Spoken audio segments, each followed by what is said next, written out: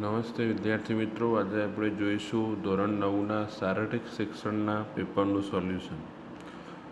તો પ્રથમ છે યોગસૂત્રના રચયિતા મહર્ષિ પતંજલિ.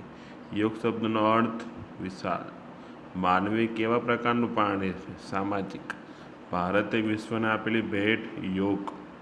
આંતરરાષ્ટ્રીય યોગ દિવસ 21 જૂન. યોગ શબ્દની મૂળ ધાતુ યુજ. અષ્ટાંગ યોગનું પ્રથમ પગથિયું યમ. પ્રાણ એટલે શ્વાસ. સૂર્ય નમસ્કારની કેટલી સ્થિતિઓ છે? 12. સૂર્ય નમસ્કારથી કઈ વિટામિન મળે છે? ડી. આસન કરવાનો ઉત્તમ સમય સવારે. રાષ્ટ્રની મૂલ્યવાન સંપત્તિ માનવ સંપત્તિ. વિદ્યાર્થીઓના સ્વાસ્થ્ય ઘડતરમાં કોણ પાયાનું કાર્ય કરે છે? શિક્ષકો. રમતોના મેદાનની સપાટી સમતળ હોવી જોઈએ. એકાએક બનતી ઘટનાને અકસ્માત કહેવાય. સાપ કરડે ત્યારે શું કાળજી લેશો? ઊંઘવા ન દેવું. એના પછી છે શરદી થવાથી શું પકડાઈ જાય છે? ગળું. મધમાખી કરડે ત્યારે ડંખ લાગેલા ભાગ પર શું ઘસવું જોઈએ? બરફ. જાડા ઉલટીની નિર્જળ સ્થિતિમાં પાણીને બદલે શું આપી શકાય? સોડા આપી શકાય. શરીરના તંત્રો પર થતી અસરો જોવા માટે અતિ મહત્વનું સાધન કસરત. ટૂંકી દોડનું અંતિમ કૌશલ્ય વિજય રેખા પ્રસાર. 800 મીટર દોડ કયા પ્રકારની દોડ છે? ટૂંકી દોડ. સ્પર્ધકે દોડતી વખતે નજર ક્યાં રાખવી જોઈએ? પોતાની ગલીમાં. ટૂંકી દોડમાં કદમોમાં કેટલા ભાગમાં વહેંચવામાં આવે છે? 3 ભાગમાં. લાંબી દૂડમાં ઠેક પરની લંબાઈ 1.22. લાંબી કૂદનું છેલ્લું કૌશલ્ય ઉતરણ.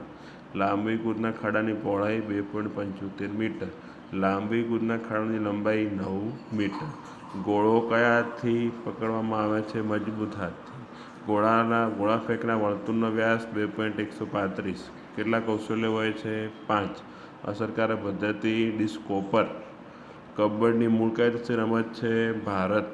કબડ્ડીની રમતમાં લોનના કેટલા ગુણ મળે છે? 2 ગુણ મળે છે. આગળ જોઈએ છીએ કયું કૌશલ્ય બચાવ પક્ષનું છે? હાથ પકડવો. રમતની શરૂઆત સિક્કા ઉછાળવાથી થાય છે. ખોખોના મેદાનની લંબાઈ 29 મીટર. ચેઇન કેટલા ગાળાની? 2 ગાળાની. ખોખોના રમતમાં કેટલા ખેલાડીઓ ચોરસમાં બેસે છે? 8. ખોખોની રમતમાં કુલ કેટલા દાવ રમવાના હોય છે? 2 દાવ. વોલીબોલના મધ્યરેખાની આક્રમક રેખા કેટલી દૂર છે? 3 મીટર. સર્વિસના પ્રકારો 3. દર્શક પટ્ટા કેવા રંગના હોય છે? રમતના દર્શક પટ્ટા સફેદ રંગના. દડાને હવામાં ઉછાળતા કૌશલ્યને અંગ્રેજીમાં વોલી. ક્રિકેટના એક ઓવરમાં કેટલા દડાનો સમાવેશ થાય છે? 6 દડામાં. સુપર ઓવરનો નિયમ T20માં. ક્રિકેટ રમતની શરૂઆત ઇંગ્લેન્ડમાં. ક્રિકેટનું મેદાન કેટલું પહોળું હોય છે? 145 વાર પહોળું હોય છે.